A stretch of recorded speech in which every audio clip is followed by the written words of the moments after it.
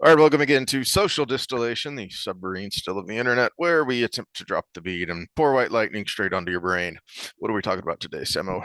Well, we're going to talk some training and athleticism and fitness stuff, injury type things, because we're both watching Physical 100 again for the second season, and you had some baseball stuff.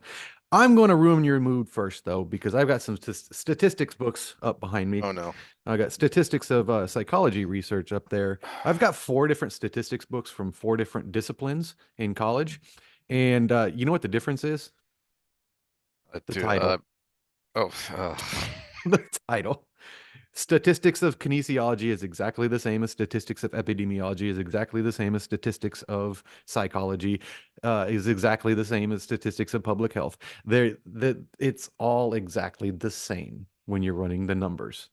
They just attach something to it. It's like biomechanics is physics, but you're using an arm instead of a stick figure with a triangle, right? So it's all the same, people.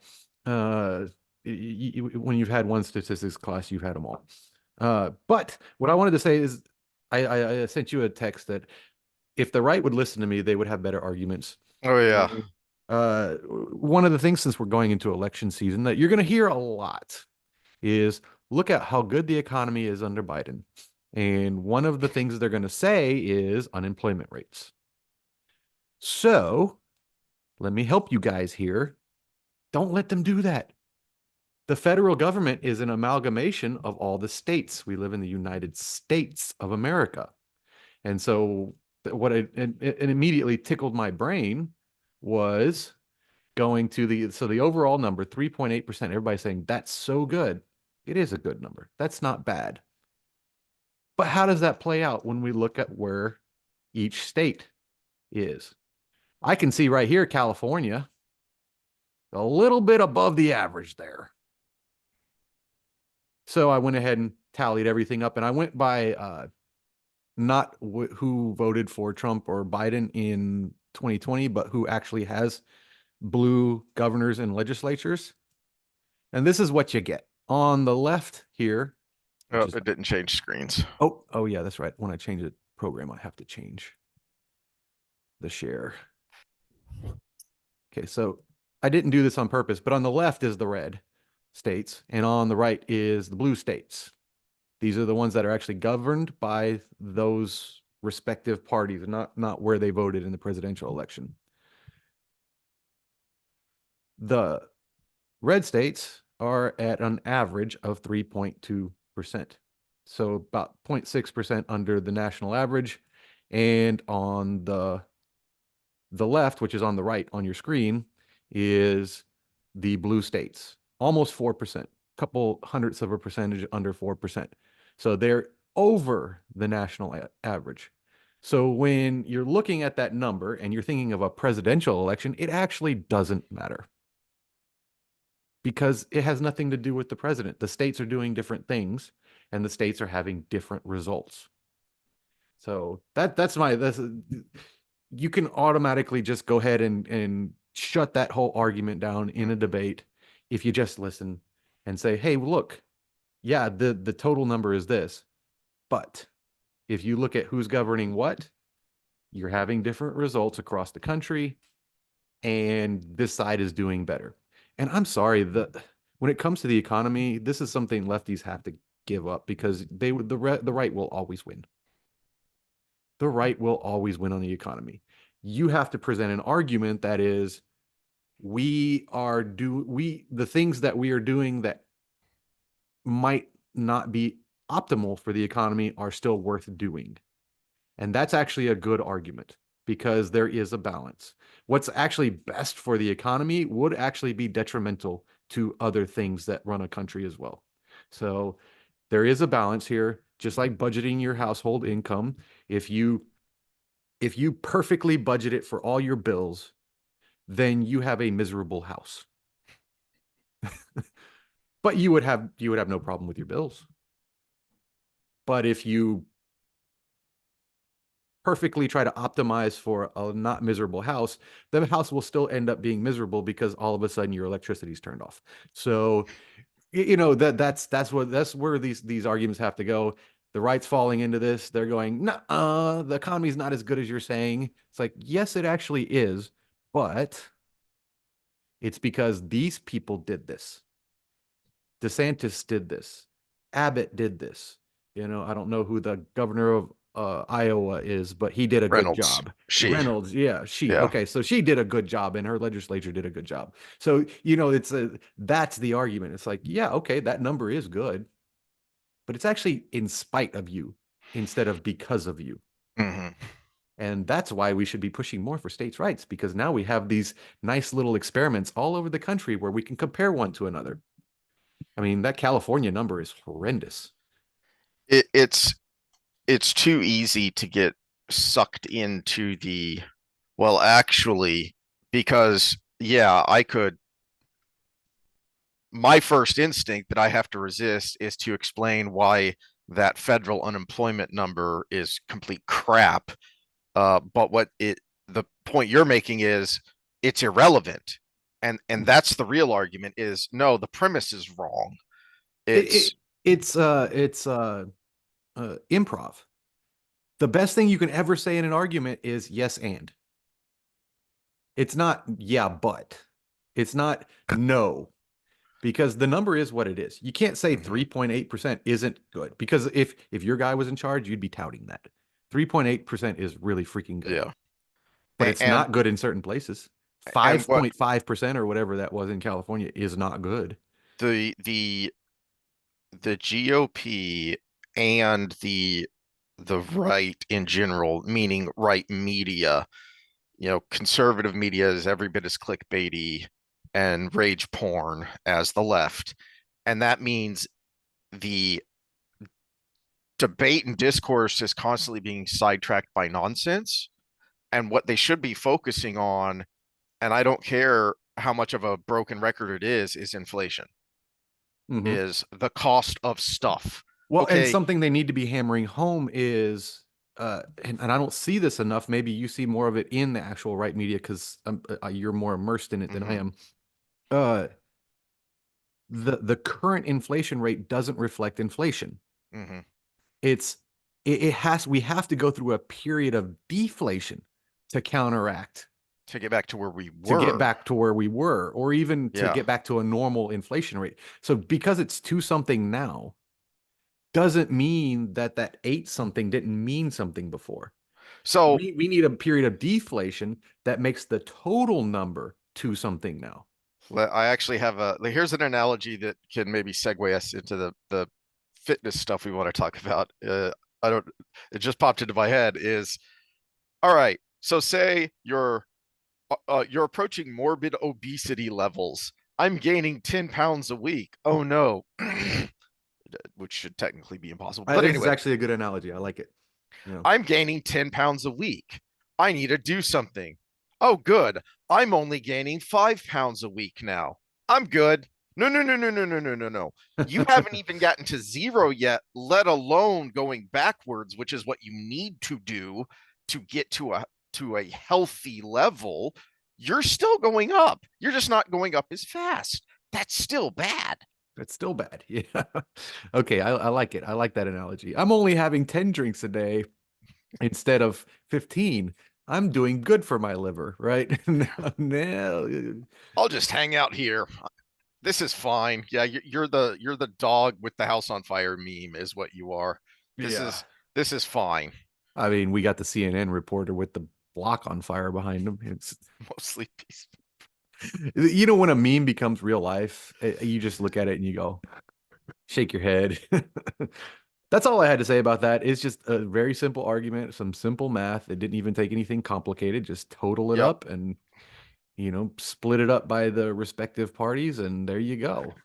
Well, it's you We know, probably could get more nuanced with the ones that are slightly blue versus slightly red. We could have mhm. done that and done an advanced statistical analysis, but why muddy the water?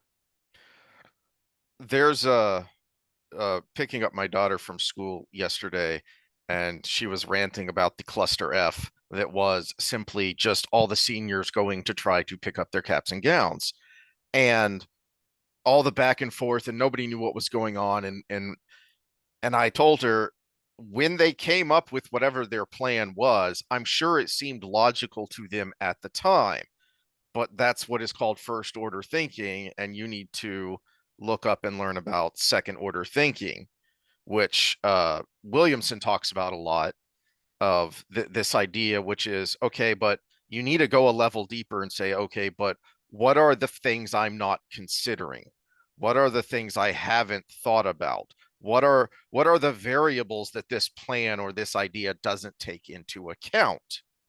The problem is people with that kind of personality tend to do that post hoc, not before. What is this? It's one of the problems with the administrative state, the bureaucratic state. They keep changing things because they have to justify their position. So I was in the doctor's office for my colorectal exam that I needed before the surgery that's scheduled. Oh, it is moved up by a week, so I forgot to announce that at the beginning. It's moved Huzzah. up by a week, so we will not have a social episode that week, but I'll probably be able to do the Wheel of Time. You'll just get a look at my bedroom because I'll have to lay down instead of sit. But okay, so back to it. She was in there and she was going to process my copay and put in my information, and she's like, God, they switched us this thing and da da da da, and now we're on a whole new program, and for some reason it seems to do that. They do this every like 3 months, and I'm like, yeah, because they got to justify their position. Mm-hmm. What would they be doing if they weren't changing everything for you? And she laughed and laughed and laughed, and I was like, it's the truth, though. That's why it's also so expensive, because they are actually useless. These people that are doing this and changing things all the time. Don't fix it if it ain't broke. You got a credit card machine. Take my payment. There we go. Problem solved. And we're done. And we're done. Yeah. But that's what you see this all the time. I go to campus and there's always like random stupid shit going on. And I'm like, this is where my tuition's going. Mm-hmm. And guess what? The system I'm supposed to turn assignments on glitched that time I had to turn in an assignment. So it's also not working. You're taking all my money and it's doing nothing. So yeah, that's where we are. Don't fix it if it ain't broke. Well, let's talk about Physical 100. Speaking of breaking things, Speaking of breaking things, and we'll I'm only 5 try and episodes put all in, so this try not to spoil too Yeah. much. But trying to remember the last thing I saw. I know they did the comeback match where they had to hug the poles. Okay, so you saw the freaking high school wrestler. Dude, that kid was impressive. Yeah, and I'm sad he didn't get picked. Yeah. I was really hoping that I'm actually rooting against the all-star group. It's mhm. I Yeah. actually I'm wondering what he was thinking, because I understand picking some of the other team leaders, because that was the thing about the team leader. The kind of thing is they were separating talent. Mhm. But I really thought he should have picked that wrestler girl, the one that beat up the FBI agent in the ball challenge. Yeah, That was the that was a MMA yeah, that was on his girl. team. Yeah. Mhm. Because you don't know what competitions are coming up. And we saw from the last season, there were times where a small, slight, but strong female was a very big asset Mhm. to your team. Now, the challenge they did right after, obviously not, but it's still, uh, you don't know what's coming. And I have a feeling something down the road is going to bite these guys in the ass that are all big and strong. Mhm. But what I wanted to talk about the limits of just a closed mind with that, because I texted you about the jujitsu guys. Yeah. Uh, do you want me to do that first, or do you so you can segue to baseball with what you wanted to talk about? Yeah, Or yeah. Let's talk about your thoughts. okay, so this is actually more of a lesson in closed-mindedness than anything, and how people get set in patterns, right? And this is a kind of a left brain right thing, but also a default mode network versus the rest of your brain, your senses. And this is where meditation kind of comes in handy, and there's a balance here, because meditation can actually turn down your default mode uh, and allow you to actually take in what's around you, versus being in I know what the world is kind of mindset. But you can also get too far down that rabbit hole. But this is kind of going the other way, because what really made me think of it, and we're not really privy to the rules 100%. on this, Yeah. but the super MMA guy, Stun Gun, he picked the really athletic black dude Hmm. to go against, and he almost lost. And he almost lost because he was set in his patterned ways. The guy got to the ball first because he was super athletic, hugged the ball, got over it, turtled up, and Stun Gun. I can't remember his actual name, but his MMA nickname was Stun Gun. He was doing all these jujitsu things to take his back and do this and do that. It was completely useless. Hmm. I'm assuming there's a rule against choking someone out because he never made an attempt to do that, or putting somebody in an arm bar, Oh, or some. I'm assuming there were rules on that because he never attempted that. And if you can't choke somebody out, there is hmm. no point in taking their back. Hmm. If you can't choke somebody out or ground and pound them, there's no point in taking their back. There is plenty of other things he could have done to try to pry that ball away. Yeah, and presumably also no throwing strikes because remember in the first season there were the young MMA guy versus Sexyama, and they said, "Hey, what say we go at it?" And Yeah, but they they said, also "Okay." made a verbal agreement with each other not to throw strikes. Well, they threw some, but it was more It like was sparring slaps. It was strikes. slaps. Yeah, Yeah, they did it Pancrase rules. yeah. But the so okay, so he was so set in his way, he was doing this thing that you're supposed to do in a jujitsu match, Hmm. but the goal was get the damn ball.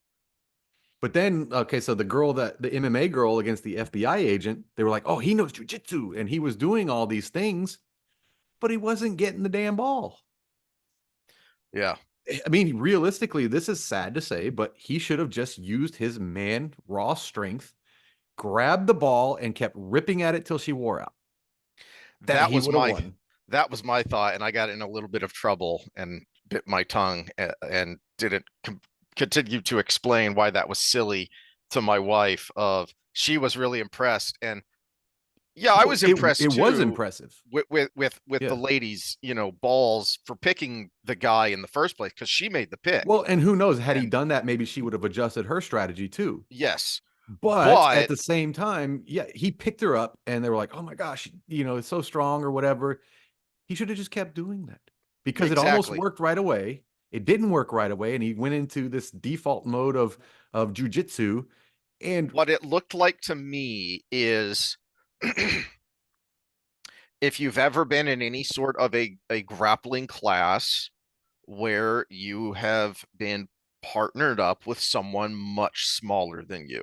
So when Mhm. I coached wrestling and I would sometimes partner up with the bigger kids because they didn't have someone to wrestle, or in jujitsu class when you end up partnered with one of the ladies, you don't go as hard because Depends on the lady. you Good thing you're you wearing a cup because you can always say, that was the cup. That was the cup. Oh no, no. When I first was training, there was a really hot. What was her name? Rose. Her name was Rose. Even yeah, there was a really hot girl in the classes, and we'd be rolling, and I'm just like, I'm 26 years old, 27 years old. That thing pops up on a gust of dude, wind, and it's we just we had we had a really cute girl that was she was a sophomore and I was a freshman when I first started wrestling. So I'm a freshman in high school and I'm oh, that's even oh worse. shoot. Yeah.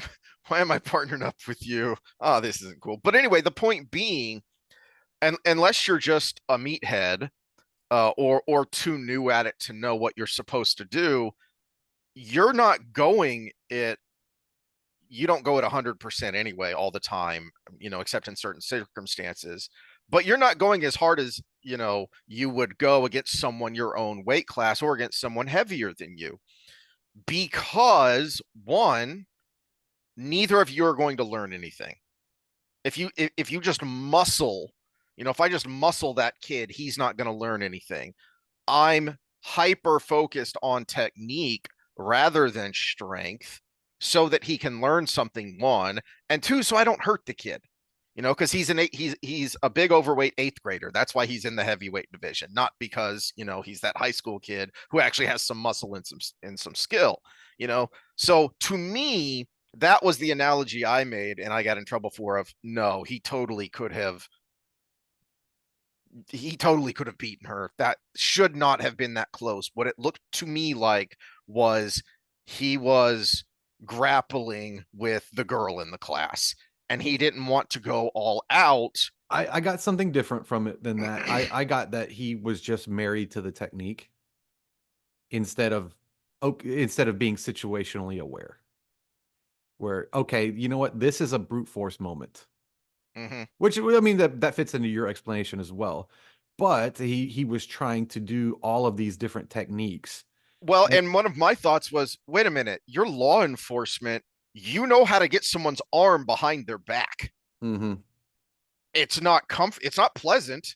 You're going to cause discomfort and maybe even pain to her, but he knows how to do that. My thought was he didn't want to.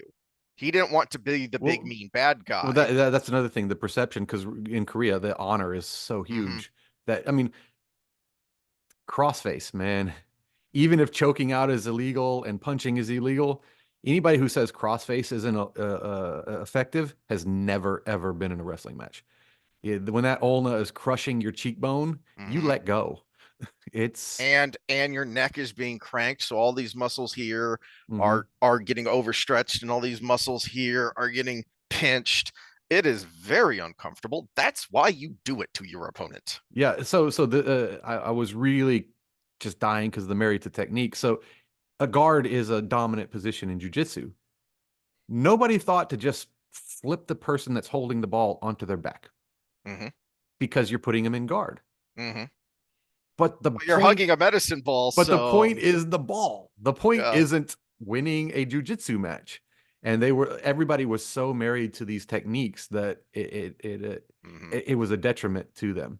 One guy made it through, and but the girl survived because of it. Again, kudos to her for being brave and all these, and she might have still survived. We don't know, but this guy basically shot himself in the foot. The high school wrestler, he made a huge mistake when the Olympic wrestler was with him.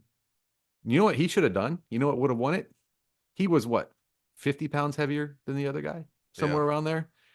He should have, when the guy hugged the pole, he should have just climbed on his back and just stayed there for 2 minutes and 30 seconds of the 3 minutes and Yeah. made the other guy carry his weight. Yeah. Tire him out. I hadn't thought about that. Yep. And then It still would have been hard. I mean, you're talking about so in that was um kind of my wife's point too of, well, he's so much bigger, and my point was, yeah, but the skill level there.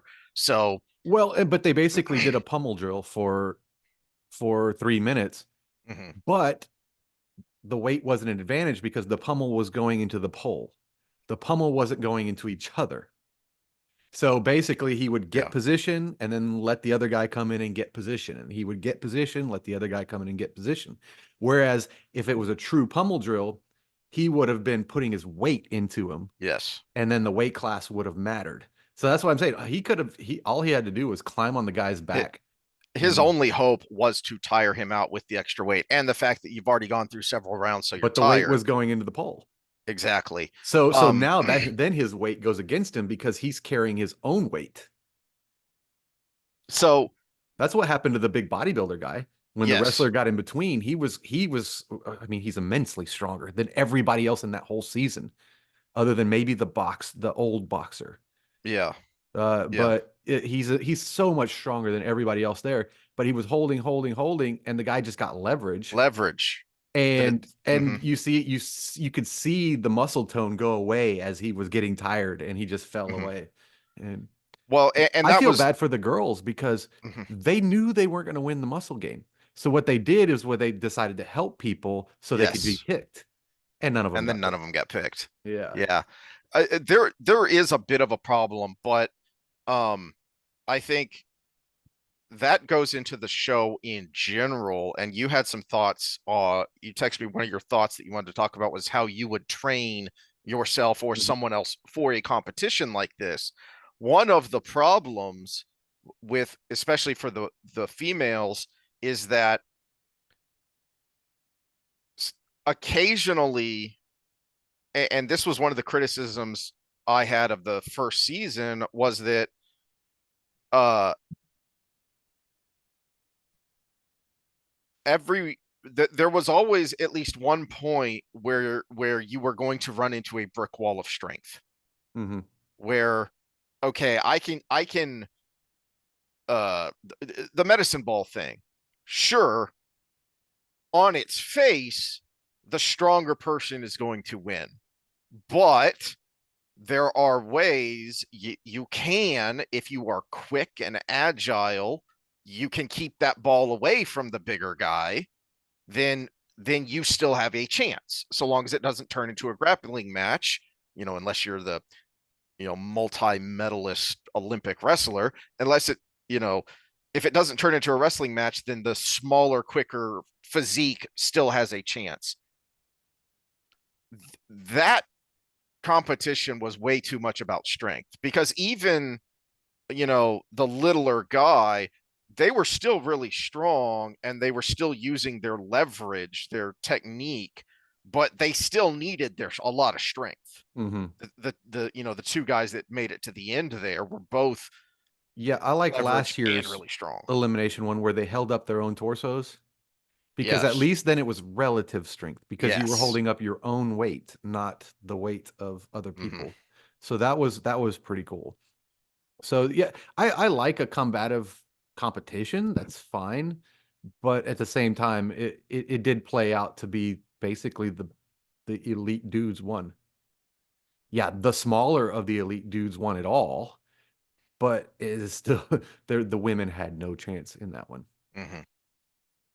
And in the subsequent competition. That was just so much strength oriented. It was unreal. Upper body strength too. That's another big thing when you're separating men Yes. and women.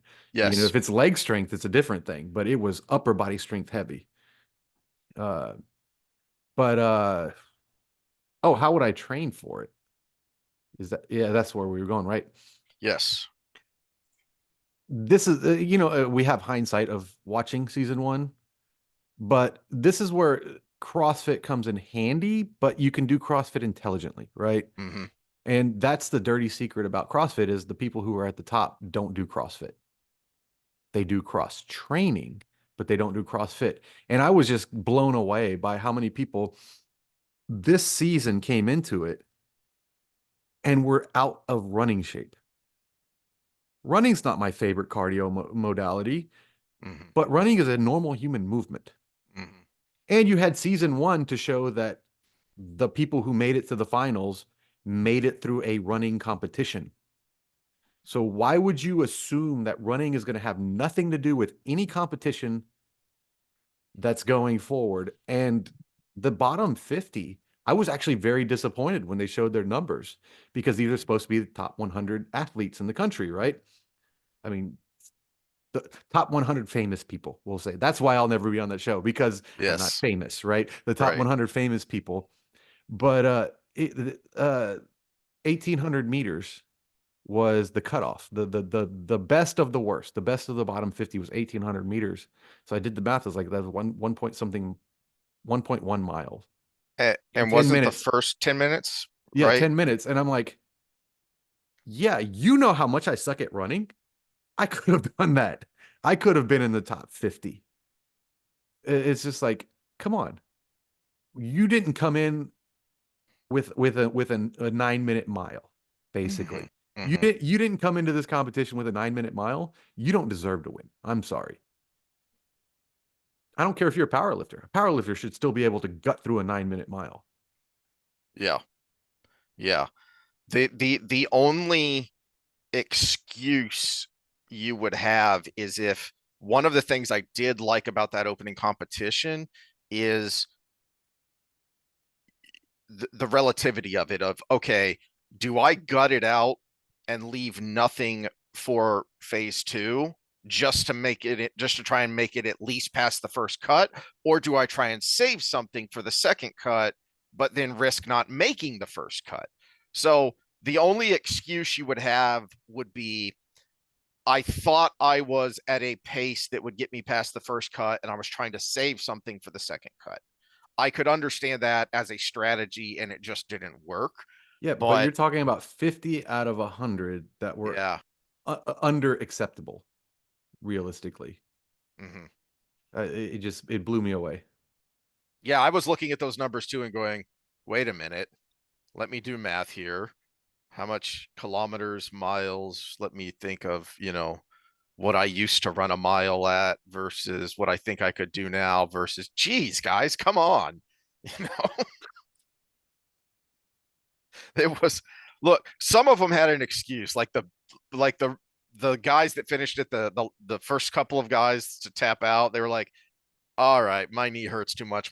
My hammy's tight. No, no, I don't want to hurt myself for whatever comes next. So I'm out, you know, okay, you have an excuse because your physique, a couple of those guys looked like they were pushing 300. The couple of guys at the bottom, they looked like it's hard to tell because I don't know how tall they are. But if they were white guys, I would say, yeah, those guys are 300 pounders. Yeah, then the one that was really big, he kind of was you talk about getting the ball and being quick can save you in that first competition. They showed just a clip of him trying to chase around the guy that had the ball. And he's like, I like when they were setting up and they're like, is there a sumo wrestler here? And he's like, car salesman or whatever he I know. was. Uh, Uh, all right. So okay, so more of that. How do you train for that? Because well, you have to understand there's going to be a component of everything, right? mhm, So your CrossFitter won the first one, right? Because he was strong enough, but he also had endurance enough and everything. So say you are a powerlifter, right? Give up. Okay, so you got to make a decision first. Am I still competing in my sport? If you're Eddie Hall or Thor or whoever, the mountain, if you're one of those guys and you're still trying to hit the world record deadlift, don't even do the damn show. mhm, I'm sorry. But if you make the decision and you're still in your sport, you're in trouble because any cardio you do is going to hurt your power. yeah, And yeah, you're still going to be stronger than everybody else there, but you're going to reduce what you can do in your own sport. So mhm, say you got an 890 deadlift and you start doing extra cardio to get ready for the show, it's probably going to end up like an 820. Still strong as hell, but you're going to be not even placing in any powerlifting meet you do yeah. at And that if point. that's how you're making your living, that could be a problem. Yeah. Now, from what I understand, these people are pretty much retired from their respective sports, other Yeah, than the actors and stuff. So if I'm that power lifter, then I'm going to go ahead and understand that I'm going to lose 10%, 15% of my bread and butter, but I could get to where I can run a 5K. It's not going to be comfortable. It's not going to be mm, fun, but I can get where I'm going to run. So I'm going to go ahead and start shoring up my weaknesses, which I hate for a lot of athletes in their respective sports because like MMA, the knockout guy always says, I need to get my cardio better. And all of a sudden they're not knocking anybody out. But you're going into a competition where you have to endure. There is no choice. I can't knock the other guy out and win yeah, in some of these competitions, like the triangle run that eliminated the power lifter guy in the last season. yeah. There was no way he could use his strength in Hmm. that competition, which at the end, I think the actual competitions should get more general as you go along. They should Yes, start specific and get more general as you go along. yes. And in that season, they made one where nobody who was a strength athlete would have won. And that I thought was pretty shitty. Yeah, I think we griped about it at Yeah. the time, way back in one of our early episodes, that we didn't like how it ended because Because it was the once they whittle cyclist it and the down. CrossFitter at the end, Hmm. Yeah, which was leg endurance, and they had that triangle run to get to that position. And it eliminated the big strong guy who held a freaking boulder over his head for an hour and a half. I mean, give the guy some credit, man. yeah, Uh, yeah. but the so that's a side. But if I was to train for it, I would understand that I'm going to have to be in one of these things and hope that some of the other competitions on the way eliminated the hyper endurance athletes, right? Because they're not going to be strong. So I would cross train. I would fill in my weaknesses. And here's what I would do. I would actually do a 6-day split where I'm lifting 3 days and it's concurrent training where you lift, cardio, lift, cardio, lift, cardio. And the cardio days would actually mix modalities. Like I would do a high intensity interval day, and I would do a moderate intensity day, and then I would finish the week with a low intensity day. So if I was to say, Tabatas on the rower, and then 400-meter dashes or hill sprints for the second one, and then end it with a 5K. If I'm the power lifter, I wouldn't go above 5K. That should get where you need to go, but get to where I could run a respectable 5K. And then in the lift, I would focus on pure strength and power numbers. So it's because with the combination, you're going to get the muscular endurance. That's how I would train for that. And if you're on the other side of the spectrum, you're kind of flipping that Yeah, you would flip of that. Yeah. you've already got the endurance and you want to maintain, but then you need to work on your strength and Hmm. get that up as best you can. And even on Um, the lifting days, I would do a very focused session, kind of a moderate intensity session, something that would be muscular endurance. And then I would do a challenge day where it's similar CrossFit style, like their finishers. It would be, doing your friends, doing your 300 workouts. So I would do a lifting challenge day. And then you have that easy cardio day, the low intensity cardio day after that to recover, and then a recovery day. And then you go back into it. Focus lifting, high intensity intervals, moderate intensity lifting, moderate intensity intervals, hyper uh basically crazy lifting day. Crazy lifting day. And then you get a nice low intensity day, get your blood flowing, get your cardiovascular endurance, and then a recovery day. If you don't have the recovery day, you're not training properly. I'm sorry for and there are no days off people out there, the David Goggins of the world. If you don't have a recovery day, you will destroy your body. mhm. That's how I would train for it. So in that explanation, you brought up the C word. And so this is, The I C thought, word. CrossFit. Oh, CrossFit. Oh yeah. Because this came up the first time I watched it, because my wife made the point of, well, not just a CrossFitter won season one, but in season one and season two, a number of CrossFitters made it deeper into the competition. And I noticed I will say I was happy with the pull-up competition because the CrossFitter did not kip once. He did real pull-ups.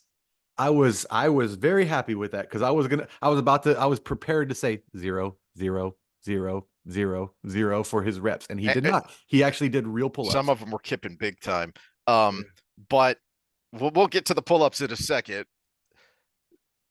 Uh oh yeah, so I noticed this season with some of the people talking that, to your point, I don't know how many, if any, of these former athletes are still in their sport, because I noticed I heard a couple of them in passing mention that now they do CrossFit. So that, like, some of these guys who used to be, I think one of the judo guys might have mentioned that at Hmm. one point. And some of the other guys that aren't training for their sport anymore, that sport is what they were known, and now their physique comes primarily from CrossFit. And so the question came up after the first season of, why do you dislike CrossFit so much? When clearly it's good, because a CrossFitter won and a bunch of CrossFitters made it deep into the competition. Okay, well, let me explain you. And the pull-up competition this time around, that the mini game was the primary illustration of CrossFit is great at teaching you the best way to do a pull-up wrong. Hmm. Okay, and this is our beef with it, is that, as you said before, the concept originally was great, and you still can find good CrossFit gyms out there if you find the ones that are using the the thesis of it, rather than what it has become, which is everyone is going to train like we're going to the CrossFit Games. Okay, well, the point of a game is to win. If if you're training someone and they're doing those CrossFit pull-ups, you're going to say 0, 0, 0. But if the parameters of the Competition are simply get your chin up there to the bar. I don't care how you do it, just get your chin up there to the bar, right? And that's what you saw a lot of kipping, a lot of swinging with some of those guys. Okay. Okay. There are downsides to that. There are major trade offs to that. I don't remember who it was. You might have showed me this video a while back of someone did a video of this is why I hate CrossFit, and it was a CrossFit gym teaching dips. Yes, that was actually Greg Glassman, the owner of CrossFit at the time, who's no longer because he made a stupid tweet during the George Floyd era. Oh yeah. But which, looking hindsight, he was right. But you still don't make stupid tweets. But yeah, that was him. But that's the thing. For competition, you're actually preserving your body. It was a gymnastic technique for parallel bars, and he was a former gymnast. So it's a gymnastics technique for parallel bars because you're trying to preserve energy for all the movements you have to do to get a good score on the parallel bars in gymnastics. When you're working out, you're actually trying to improve your body. There's a difference. Yeah, if you want to, if your goal is to do cool stuff on a parallel bars, listen to that. If your goal is to develop your chest, your shoulders, your body weight strength to be able to push yourself up, then don't do that. Do it the way that's harder because that's how you get better. That was the whole point with that one. Yeah. Right. And this is, I don't know if you remember. And again, with Physical 100, we're not privy to the rules.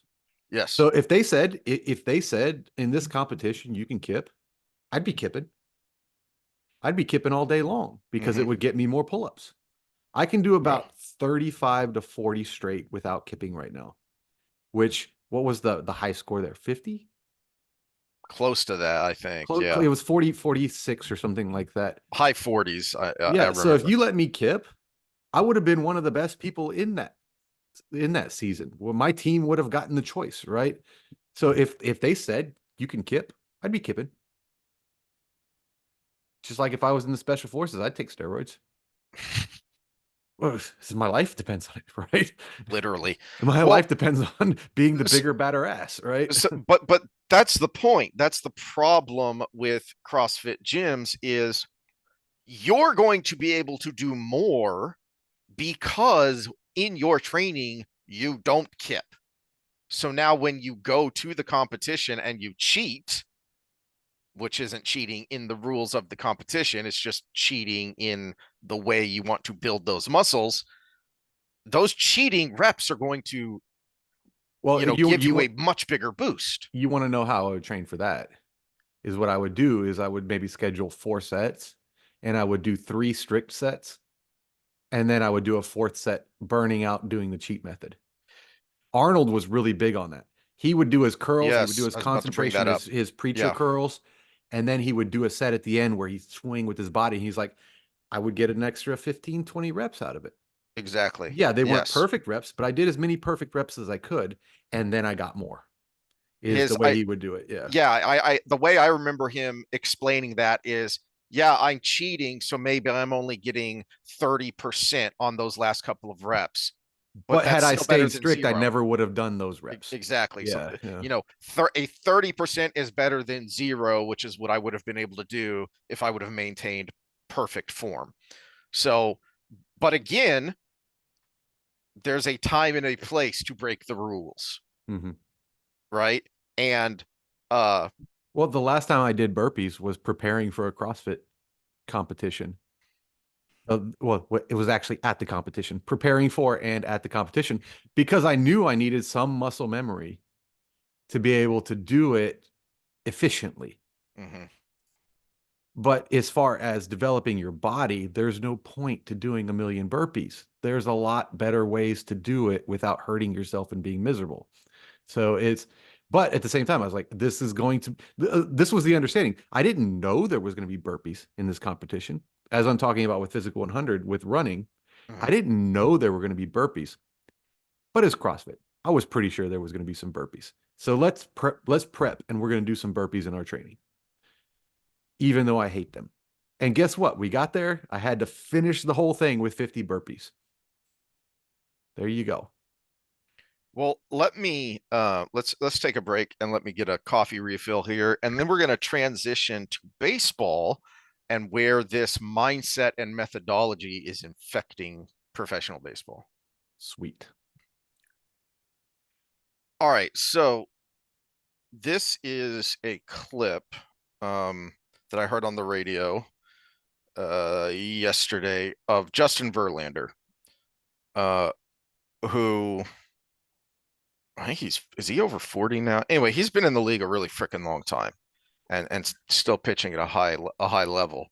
Um, and he just did a rehab start at I think the Astros AAA team is in Corpus, and he was being interviewed afterwards, and he's talking about the spike in injuries over the last couple of years and the potential contributions to that. They moved the button. There it is. Share with sound. Okay.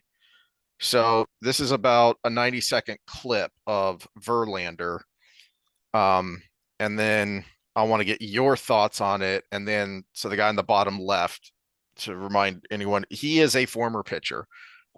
He wasn't a big name. He was kind of a journeyman. I think he pitched for like 4 different teams, and now he does um the TV analysis, pregame and postgame analysis of the Rangers broadcasts, and he's on the local sports talk here. And so I'll get a little bit of his analysis afterwards, after we listen to Verlander, and then I want to get your reaction to what Verlander says here. I don't know, man. It's tough. I think the game has changed a lot. I think it'd be easiest to hear and blame the pitch clock. You know, I think in reality, you put everything together and everything has a little bit of influence. You know, I think the biggest thing is the style of pitching has changed so much. You know, everybody's throwing as hard as they possibly can and spinning the ball as hard as they possibly can. And, you know, it's hard to deny those results. Obviously, it's a double-edged sword. How can you tell somebody to go out there and not do that when they're capable of throwing 100? And you know, this young guy comes up and throws a pitch 95 and gives up a big homer, and everybody's like, what the hell, man? So something needs. Actually, I'm going to stop it there, because I think that's the meat of it, is that there. And what is your reaction to Verlander's kind of analysis there? From a pressure standpoint, yeah, I 100% agree, because I work with these athletes and everything's velo, velo, velo, velo, velo, or how much movement, how much movement, how much movement. And people have missed the plot on, are you hitting your spots? You know, you can throw a double play if you really want to, right? It's it's sensationalizing everything. It's like the 40-yard dash in the combine. It's like, well, can that person actually play? I remember 2 championships ago, Dallas Keuchel was throwing 79 and basically a 2-hitter when they got through it, because he was hitting his spots and he was changing up the everything enough to keep fooling the batters. So but it is a velo organ kind of thing now, especially in recruiting. So the damage that's being done is actually probably while these guys are younger, not while they're throwing 100 in the big leagues. It's probably because they're so focused on velo when they're 15, 16, 17 years old, that they're setting up the stage to be a broken product by the time they get there. Yeah. Because right now recruiters are saying, if you can throw 97, we'll pull you no matter how good or bad you are, because we can make you better. That's the mindset right now. And that's part of what the rest of the clip there with Verlander is talking about. You know, it used to be, you know, you had to be calculating, especially for a starting pitcher who's expected to pitch 5, 6, 7 innings. You had to be calculating, and you weren't. The point I wanted to focus in on there, and where this connects to the CrossFit mentality, is you're going all out all the time. You can't do that. No, I mean, that's what you're doing in the bad CrossFit gyms, is you're going all out all the time. And very rarely, I mean, if you were getting ready for a fight, how much 100% sparring would you actually do?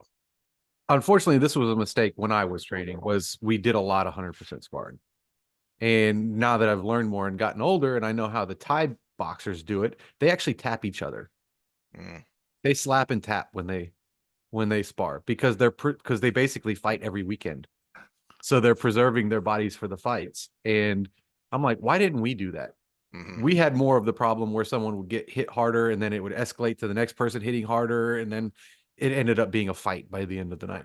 So that was more my experience. And now that I look back and see how the real pros do it, I'm like, God, I would have liked sparring. I hated sparring because it always escalated to the stupid shit.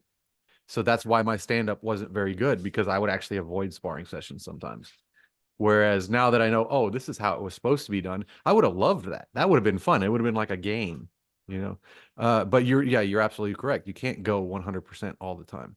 Now with your shoulder, you don't see it as easily as you would in a sparring session, because someone clocks you in the face, you're going to have a broken nose or something.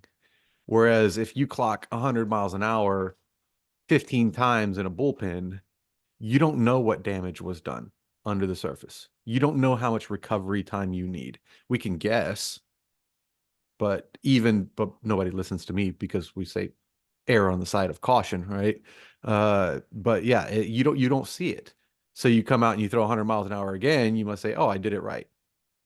Not necessarily. You're Not putting necessarily. you're taking some tread off those Well, tires. something else that he mentioned in there, and since you work with pitchers, I'm curious if you know the mechanics of this and the impact on your body of spin rate. So much of analytics now, especially for pitchers, is your spin rate. Hmm. And how do they train for that, and how do they accomplish that? Is that just pure strength We do a or lot of grip strength. Uh, because it's the forearm muscles that do it. It's the pronation, the overpronation, or what. But you do see some elbow issues from that. So you do get people with that's what I was thinking. Yeah. yeah, you get some people with some soft tissue tendonitis in the pronator uh of the forearms. You see some you actually I've been seeing a lot of tricep tendonitis. And I think it's focusing on that spin rate. I also think it's overuse. I think they're just throwing too much. Uh, but yeah, I think the spin rate is contributing to that. Now that can be alleviated if they picked the right parents and they have big hands. Because the size of your hand plays a big role, because it's a lever, right? So if you have a larger lever on your trebuchet, that's going to go farther faster, right? So if you've got long fingers that can wrap around the ball real easy, and then you hit that spin, there's a lot more play that can happen. I had a pitcher that actually his big problem was he didn't have very big hands, so he would have trouble with control. So we had to make up for it with grip strength, but even still, it was really hard to get the rate that he needed on that. He had amazing power. He could squat and jump 500 pounds, but he did struggle with control because he had small hands. Whereas if someone's got big, giant alien finger hands, you add a little bit of strength to that, you're going to get a huge return on that. Mhm. But that preserves your forearms because you don't need to overwork them to try to get that spin. So it really look at the anatomy of your pitcher, and if he's obsessed with spin rate, you better have a I mean, he should have a mechanic's grip. Have him do car work on the weekends. You know, that's Go bull riding. yeah. Go do that's Nolan Ryan's secret, right? He was a bull rider, but rock climbing is a great pastime for these guys. All right, so real quick, I want to play a little bit of the former, not just former professional pitcher, but also remember he's got a couple of kids that he's training and coaching with aspirations to at least play on the college level, if not make it, at least into the minors. And so here's a bit of And I would this. like the disclaimer before you do this that Everything I'm saying is from a strength and conditioning standpoint. Mhm, Don't listen to me for technique. mhm. I'm just saying let's enhance your anatomy. All right. Giggity. So I talked about this yesterday, and then, hearing Verlander talk about it, I said, you're getting the most out of the pitcher knowing you're intentionally going to hurt the pitcher. And he's expressing the same thing. Yeah. We know what is most successful in the major leagues. We also know that it will hurt you. And you can't separate those right now. They have no idea how to separate them. The way that he said, all right, I'm going to separate them. I need you to pitch at 90% of what you can do. But then when you give up that home run by throwing a few miles an hour slower, we're gonna go, what are you doing? And you're like, well, I'm trying to conserve myself for later in the game. I'm also possibly trying to not get hurt. Oof. That's a hard one in sports right there, right? Because the Yeah. old school wants to say, nut up, buttercup, right? Mhm. You're out there to win. You're not out there to preserve yourself. But he did make an important point, preserve myself for later in the game, Mhm. which does imply winning. So this is a fine line. This is a fine line. Now, what I do in my practice is I just make them the healthiest human being that I possibly can. And that's where I think what I don't know. I think this is the bridge that needs to be done is when what they're doing in the game has to be completely separated from what they're doing in training. Yes. And that's where people like me come in. And I think that's why I have the healthy athletes, is because I don't try to gameplay them in training. In fact, it looks very much like just a general fitness program half the time. We do a little bit more med ball work. We do some more shoulder care stuff than I would with a general fitness client. But for the most part, I'm just making this person the best version of themselves. And then they go out and they play game speed and they're less likely to get hurt. And I think that's the missing piece here, because everybody's so focused on performance when they do what I do. When what I do is actually make them healthy enough to perform. And you got to think a little abstractly there. Yeah. And so I don't think I want to play the second clip, but the second clip, Verlander and then Bassick go into what this means for youth sports, because Verlander talks about this is on all levels. This is a problem on all levels. And that, Verlander makes the point that I really didn't come into my own until I got into college, and I stopped growing and I kind of figured my body out, and how to pitch for me, right? And what worked for me. And he makes the point of, I don't know that I would have ever made it into today's major leagues. I don't know that anyone ever would have taken a chance on me, because this isn't what we're focused on. And even down to the lower levels. And this blew me away but I shouldn't be surprised because of some of the things we know happen in youth baseball. Bassick talked about one of the things that he sees at that youth level is some of the things kids are being coached to do, which is to take this giant crow hop, fling your body to where you're almost falling down on the ground, and just whip that arm as hard as you can. And they don't care where the ball goes. All they're trying to do is to get you to generate as much velocity as possible and get you used to that, and train you for that. That's not a good thing.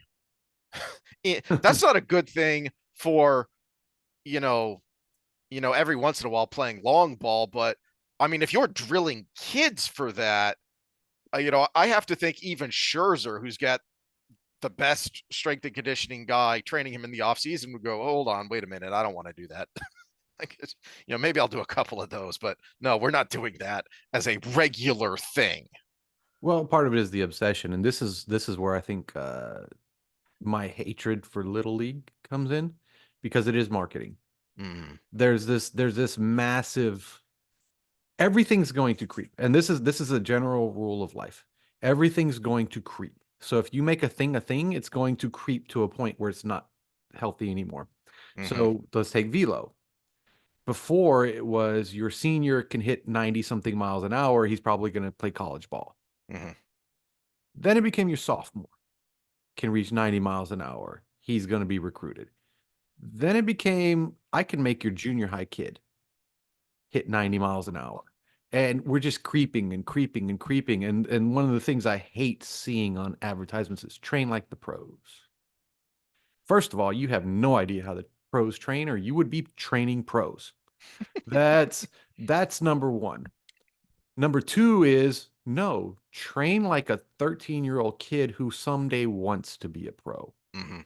That is a huge distinction, Yep. because I got a 13-year-old boy probably about to hit a growth spurt, probably gonna have acne, probably gonna be into girls at some point.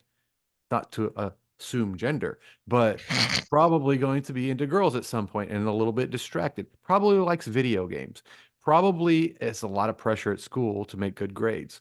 Probably I can keep probablying all day. Yeah. And that's all important for training this 13-year-old boy. So what am I going to do? I'm going to do something that piques his interest. So we're not going to do it in so structured a regimented way that he hates coming to see me. We're going to do it in a way he can see improvements. We're going to do it in a way he doesn't hurt while he's growing. And we're going to do it in a way that makes him just an overall healthier human being, developing good habits. That's what I'm going to do with your kid. We're not going to go out and crow hop and throw 110-yard long tosses with weighted balls or whatever they're doing these days. We're going to go just make him a healthy, functioning 13-year-old boy that's growing the best into the body he's going to have. Mhm. Oh, amazing how that works. You know how many kids that their parents brought to me just to make the high school team who have college scholarships, who have gone on to the pros? You train them like a developing 13-year-old boy. You don't train them like Verlander, who's 38 years old. I think he was 38 when he pitched for us for the championship. So Yeah. probably about 40 now. Who's trying to win a championship game in a long baseball season. That's a completely different beast. Mhm. I train the pros different than I train the developing people. Because they're developing. That's the key word. Exactly. And just I mean, for crying out loud, it's a game. You're playing a game. And for people who love the sport, you love it because you think it's the best game. That's why you still love it in adulthood when you're no longer a child playing games, right? I still watch the sport because I love the game. Games should be fun. And you're ruining the fun younger and younger and younger and younger.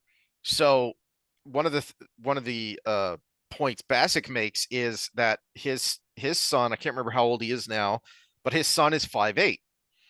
And he said if he doesn't hit a growth spurt here, another growth spurt here soon, I think he said by the time the beginning of his junior year in high school, if he's still only 5'8", 5'9", I'm gonna tell him, look, you're gonna have to stop pitching. It's going to be a waste of time, because unless you can hit 100 as a 5'8", 5'9" right-hander, you're not getting a Division I scholarship, period. Mhm. You know, if you're only hitting not, you know, and before that, he made the point that, you know, and part of that is because the way they're recruiting now is that you need to be hitting 90, 92 as a high schooler. It used to be if you're hitting mid to high 80s, all right, you've got something, and we'll come look at you and we'll recruit you. Now, not only is it 90, 92, they don't care about your control. They don't care where the ball's Mhm. going because Yeah, they that was think, my point earlier. yeah, Yeah, we can fix we that. can fix that. Yeah. We can fix that. We just want the velo. I mean, here's a kid who's still in high school, who's supposed to be having fun, is playing something he likes, and Here's you're one. telling him, yeah, forget it. You're wasting your time. Here's one of the problems with Little League. And this is a psychological problem for the people that are involved in the system, not necessarily the problem with playing at all. You have 7.6 or something like that million kids in Little League, 200 and something playing in the pros. What you have is actually a surplus problem. It's go back to Stalin when his general would say we'll lose 200,000 troops. What would he say? He said, well, we have 400,000. Yeah, we're going to have 90% of our kids have some sort of long-term overuse injury. We still got the other 10%. We can fill all the professional roles. Mhm. That's what we have. We have so many kids in the system. They don't care about their long-term health. Step up the next one. Here you Mhm. go. The only time they start caring about their long-term health is when they have the $250 million contract. It's too late. It's too late at that point because the things I do with a 13-year-old are going to affect them when they're 38 years old. And that's motor learning and tissue development. The only thing they can do to ruin that is sit in bed or lay in bed for a year or go into outer space. Those are the only two things that they can do to ruin what I do with them in their adolescence. To that point, um, one of the things Verlander talked about in those clips is he mentioned talking with Scherzer when they were both on the Mets about this problem, about what to do about it, and different ways that maybe the MLB could address.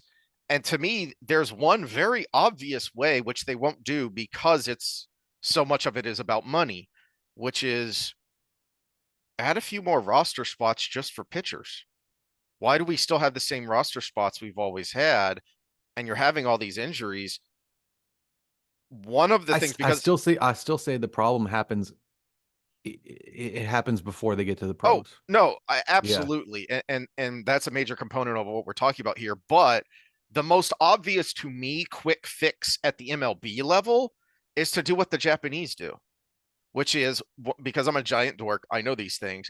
One of the big problems with Japanese pitchers coming over here, and I saw this with Yu Darvish when he came to the Rangers, is they almost all get injured pretty quickly because they're on a 6-day rotation and the majors have a 5-day rotation.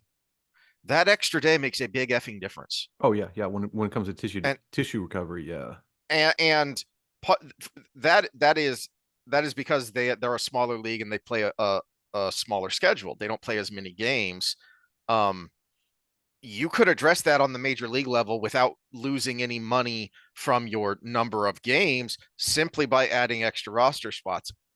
But then you're going to lose out because you're going to have a higher salary base, and players might lose out because, well, wait, now we've got this other starting pitcher, so I'm not making as much money. But to me, that's the most obvious quick fix. Is I think I think the roster right now is 26 or 22. I think maybe it's 22 in the regular season, and they bump it up in the playoffs. Which to me, if you want to save your players, why Why don't you wait till just the have playoffs? yeah, why wait to the playoffs? But then add a couple of spots that are just for pitchers, extra roster spots for pitchers, so that you have a 6-day rotation. And this is really hard to find. I can't believe more people, maybe I just don't know where to look, but there were really only two main studies that came up when I went looking for this, which was so this one here uh was a two-team analysis. Is they looked at 2015 to 2019 data, and they just did a two-team study. They just compared the Los Angeles Angels of Anaheim, California. Nobody actually knows where they play, and the Hiroshima Toyo Carp. Okay. And they looked at, so there's a much bigger sample size with the Angels because they looked at the whole organization, so including their minor leagues. And they looked at at total injuries, and then they try to break down those injuries. Okay. And there was now granted, sample size is much bigger because you're looking at the whole organization, including all the minor league players, but So I'm trying to read the results here. 3,781 MLB injuries versus 371 in the Japanese league. And for pitchers, it was pretty significant. There was a pretty significant difference there. And they note that one of the differences here, one of the variables, is that the MLB players tended to be younger and bigger than their Japanese league counterparts. Mm-hmm. And threw with a higher velocity. So that was one of the differences with the Japanese pitchers and the MLB pitchers. So there is a component there, but there's also a pretty glaring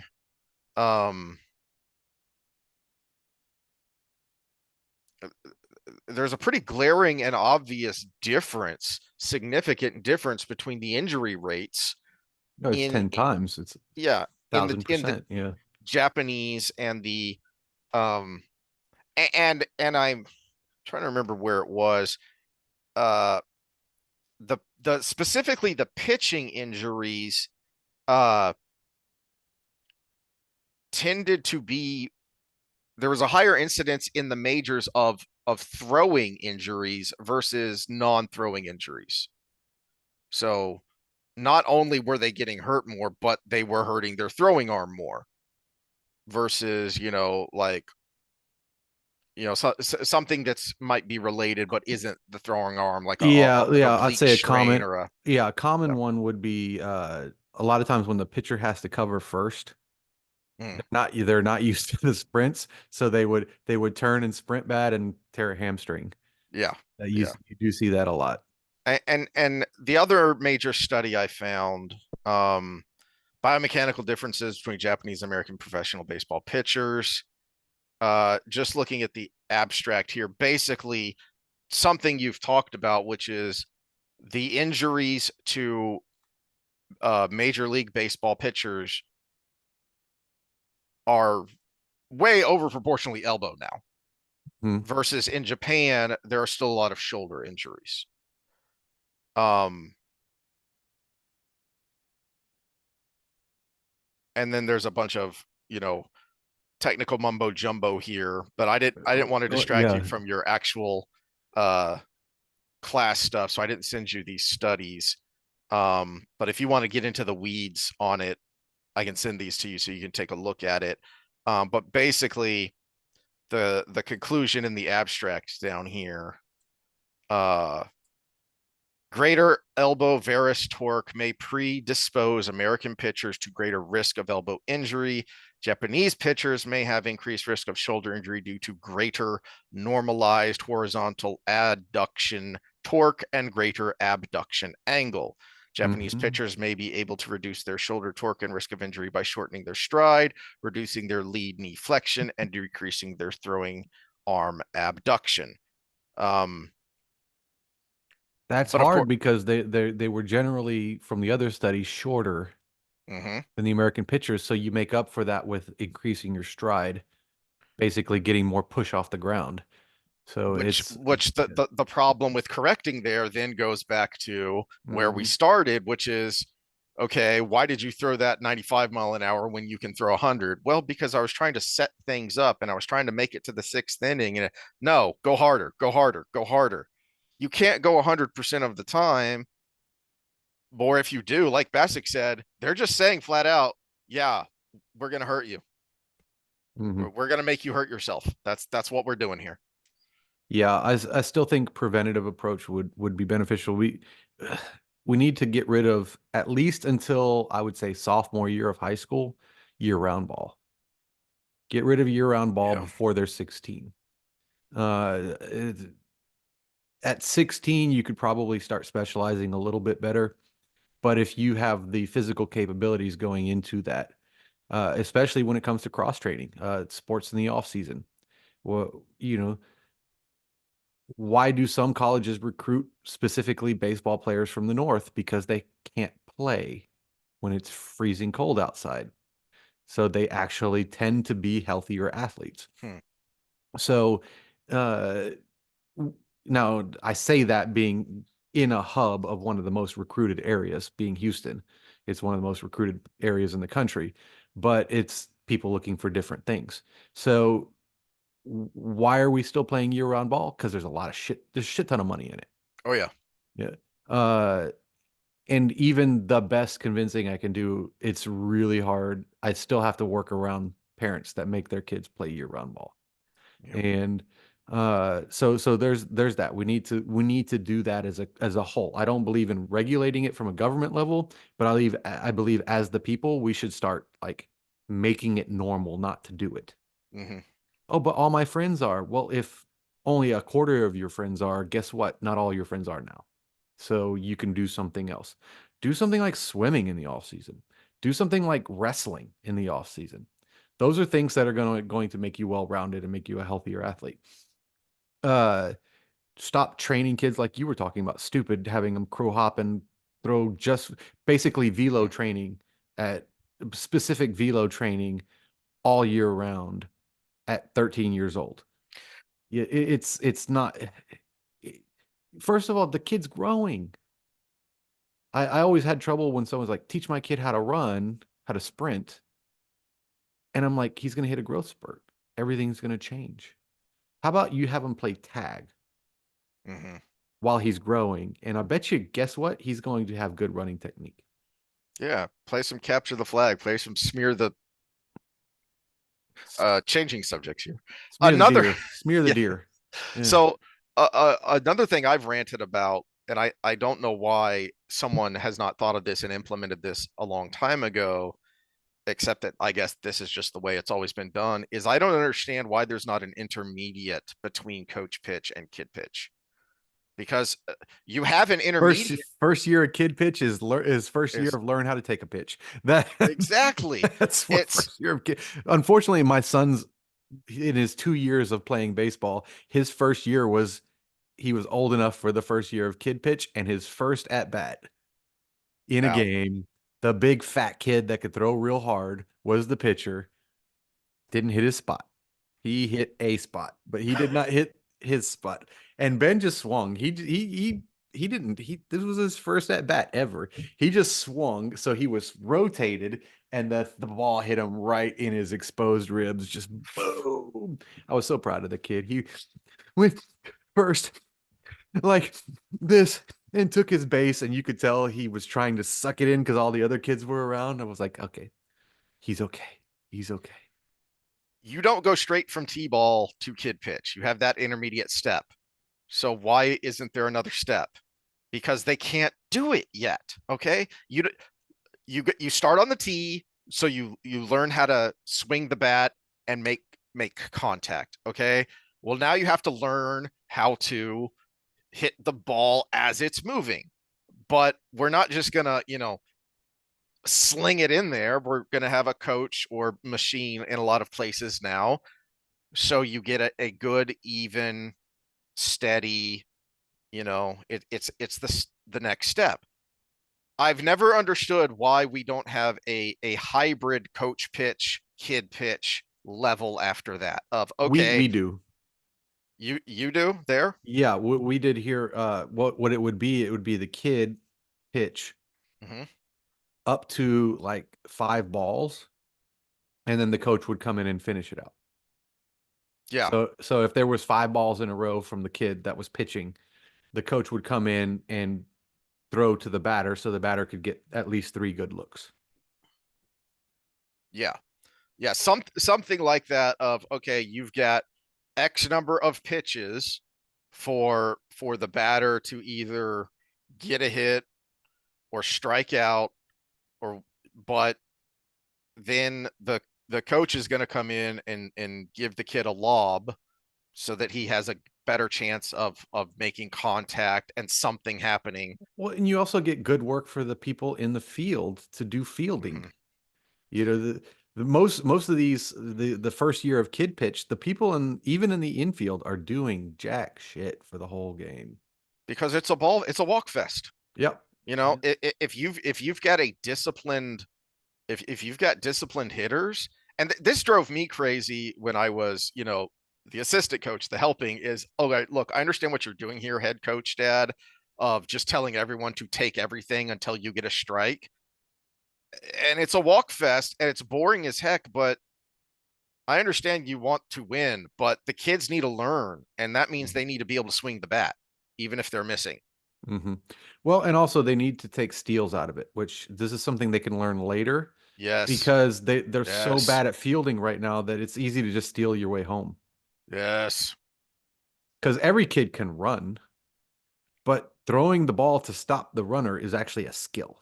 And there are major league catchers who have trouble getting the ball to second base on target and with, you know, respectable velocity to have a chance to get the guy out. Stop making kids do it when he's still trying to learn how to get used to the gear. Mm-hmm. But even there, kids are stealing home because the pitcher can't get the ball to the catcher. Mm-hmm.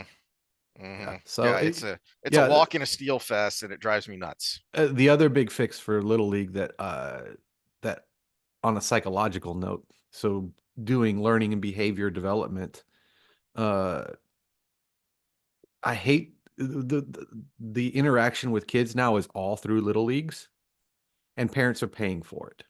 Yes. So what can the coach not do? The coach cannot not play your kid because you're paying for it and you're going to complain and they're going to lose the money and blah, blah, blah, blah. That's how kids learn in organized sports. If Johnny hits Jacob, Johnny should not play because he hit Jacob. That's the repercussion. Mm-hmm. But what is your repercussion now? What can you do? Say, don't do that. Don't hit Jacob. What did that do? He had no consequence for that because mommy and daddy are paying for you to be there. Whereas in real sports, Johnny acts up. Coach says, go sit on the pine. You're not getting in the game. That's your punishment. Mm-hmm. So the alternative to that is they use exercise as punishment. Johnny's acting up. Everybody does 50 push-ups. Then fast forward 20 years later, I have Jacob in my fitness class, and he refuses to do push-ups because they were punishment. There you go. That's why Jacob's fat and unhappy, because he thinks exercise is punishment. Mm. So, but no, the punishment should be you don't play. That's your punishment. You don't play. And we can't do that with Little League sports because everybody's paying to be there. Well, that's the last time I brought up a clip from these radio guys, it was talking about the economics of it. And that's one of the reasons there's so much recruiting in your area is because it's a very affluent area. And baseball has become a big business sport. It's very difficult now it's very difficult, back to your point of, because that's what everyone does. That's what everyone thinks needs to happen. Okay. But if year-round ball and paying for private coaching and paying to get onto these travel teams, if that's what you have to do, then how come there are still so many freaking Dominican players in the league? Don't say the quiet part out loud. Well, it's just like basketball. There's so many year-round leagues now, and these people getting private lessons and everything. Guess who's in the pros? They come from the inner city, man. Because basketball is just basically an egg crate with no bottom in it and a ball. That you're and you learn better from free play than you do from structured play, especially as a kid. Mm-hmm. And this dirty little secret of all little leagues: your kid is going to be better if you sign them up for this. Some sports, yeah, gymnastics, yeah, you need to be specialized very early in life, especially if you're female. Mhm. Swimming can be that way because there's a lot of repetitive skill there and very little load on the body, really.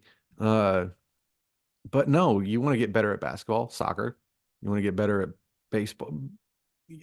Other than just pitching technique in baseball, uh, you want to get better at wrestling. You want to get better at football. It's the pickup games, man. The kids just getting together on the block and doing it. Remember back in the old days, we would have videos of kids with a broomstick and a makeshift ball playing baseball in Brooklyn, right? Mhm. That was how you got good at it because you loved it and you were out there having fun. And then you would hit the ball and your brain would make a connection and you would be better at it. I'm 8 years old and I'm in a structured thing that I don't want to be at. Or maybe I want to be there to make mom and dad happy. There is that motivation right there, but I'm doing it for that. I'm not doing it because hitting the ball caused me to have a thrill. I'm not learning, I'm not playing. And now you add stupid shit like your crow hop long toss. Now I'm damaging my body and I'm not having fun. What's the point? Mhm. I thought we were supposed to be having a fun day today. Boy, we brought it I'm down. having fun because this is no, I think we have an important message here Yeah. because it's our kids. It really is our kids. And when we've eliminated free play from our children's lives, we have tried to substitute it with something else and it doesn't work. No. This is part of the shift to was it the last social episode I talked about left brain stuff? This is part I of think that so. shift. This is part of that shift because when you play a structured game of baseball, there is a structure. Mm. There is a structure you have to follow, and your brain says anything outside of that structure is wrong. Whereas you have a park full of trees and the kids are playing hide and seek, there's imagination that goes in with that. There's risk and danger that goes in with that. Because if you climb a tree, you're risking something, right? Yeah. So I just brought a study to my neuro class that showed climbing trees had a greater cognitive impact than climbing a structured tower, a man-made tower. Why? Because one is slightly unpredictable. You're trusting that that branch will hold you. So you're taking a calculated risk your brain is developing. On the structure, no adult's going to put you on a structure they built if it's going to fall. They're protecting you. There's no risk.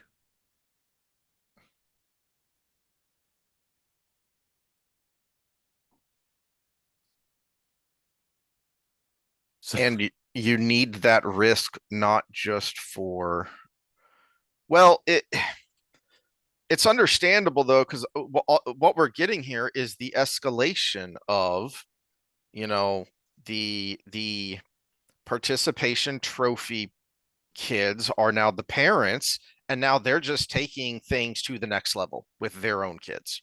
yeah, but partly out of desperation because there is very few avenues for free play with your kids.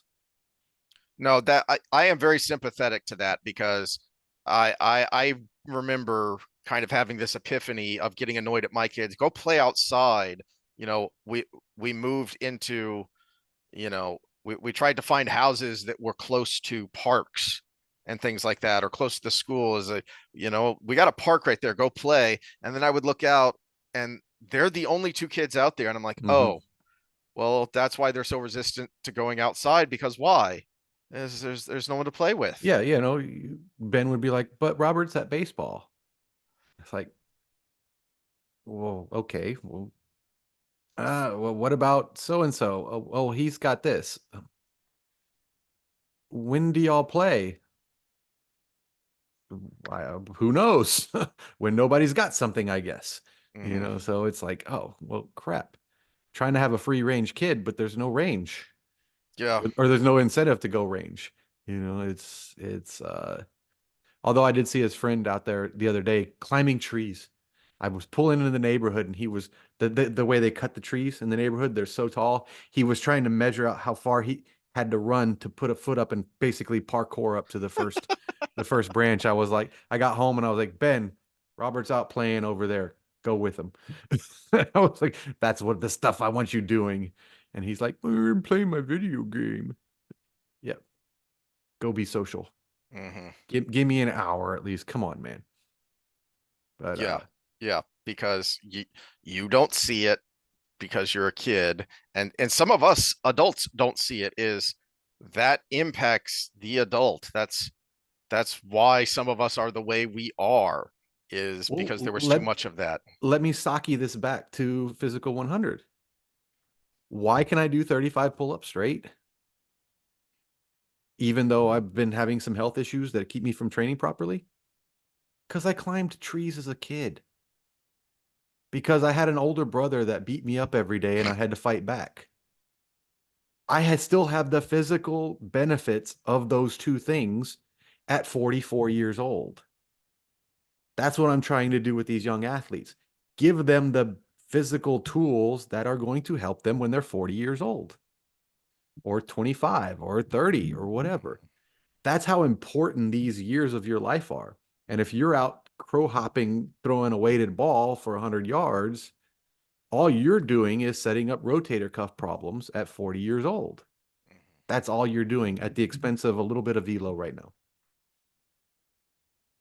And I would love to see a long-term longitudinal prospective study to see the different approaches and what that actually manifests at 28 years old. That is interesting, because a thought I've had for a while is one of the many things that I hate. And this is indicative of what we've been talking about, which is, even when I was a kid, I thought it was kind of gross that ESPN aired the Little League World Series and made such a big deal about it. And I think it's gotten way worse now. And I have long wondered, I wonder how many kids who actually make it to the Little League World Series go on to even play college ball. Yeah. The That would answer be is not interesting. very good. Yeah, that would be an interesting study to me. No, to play college ball, I bet you it's pretty high, but to make it to the pros is probably just as Yeah. good as anybody else. Just as good as that kid that grew in college and got really good. Mhm. No, we could probably do a retrospective study and look at 100-mile-an-hour pitchers over the last 20, we'll say 30 years. We got to go into the Nolan Ryan era, 40 years. We got to go back that far, I think, because it was that was a completely different era. And if we can find data on what they were throwing in high school, so just to get the percentage of how many 80-mile-an-hour high school pitchers were 100-mile-an-hour pros versus how many 95-mile-an-hour high school pitchers are 100-mile-an-hour pros right now. Mhm. So, and that's part of the problem is getting from 95 to 100 is a lot harder than getting from 70 to 95. And it's a different process. It's a longer, more grueling, more specific process. So if you start that earlier, what are you doing for that last 5 miles an hour while they're in high school or while they're in college? Probably something their body isn't going to handle. 70 to 90 is easy to get a kid there. Which sounds weird, but yeah. Well, there's just they're built-in limitations. It's the crap, I just brain farted on it. Bugatti Veyron, which was like the SR-71 of cars. It was so far ahead of it was like the first hypercar before hypercar was a thing. And the big deal about it was that it could hit, I think, 300. And I can't remember the numbers, but there was a limitation there of once you hit a wall of a certain amount of speed, the compression of the air meant that I want to say it was like 500 horsepower got them to like 280. But then to get to 300, they needed another 500 horsepower. They had to have 1,000 horsepower car to make that actually, because you're hitting a wall. There are just physical limitations that are going to make what you're trying to do very difficult. Mm-hmm. Yeah, and Okay. unfortunately, with some of these athletes, I can't, extend their arm length by a foot, or finger size, or stride, or any of that. So, yeah, when you get to like squatting 500, you're probably throwing mid 90s. But if you're going to use squats to get you to 100, you probably need to be squatting 700. It's a big jump. Yeah. It's a delicate process, but I think starting young properly is different than starting young. Mm-hmm. And I think That's a good we've point. confused one for the other. We've started them younger, but we haven't started them younger in a developmental sense. I mean, shit, it's like cuties, Oh, right? These yeah. people have aspirations of being professional dancers when they're older. You don't start them with the professional dancing when they're 12, because they're not going to develop properly. It's also going to be really creepy and gross. Yes, yes. But I mean, just think of that creepy and gross as damage in the rotator cuff, and damage in the scapular slide, and damage in all of these other things. It's still creepy and gross. It's just different. You know what? It's No, still child abuse. that's a good Realistically, point. I think some of the things we're doing with kids in sports is child abuse. Because what the cuties example, that was basically, that was all psychological damage. You are damaging these young girls, before they're even becoming young women. So what is that going to do long term psychologically? What we're talking about here with youth sports, we're doing both. We're doing the physical and the psychological damage because of the pressures we're putting on them mentally, and then the pressures we're putting on them physically, and they're not equipped for either. Well, let me. Words are important, right? We're making kid baseball player, and they're growing up to be baseball player, when what we should be making them is kid who plays baseball, and then man who plays baseball, not baseball player who happens to be man. That's a good point.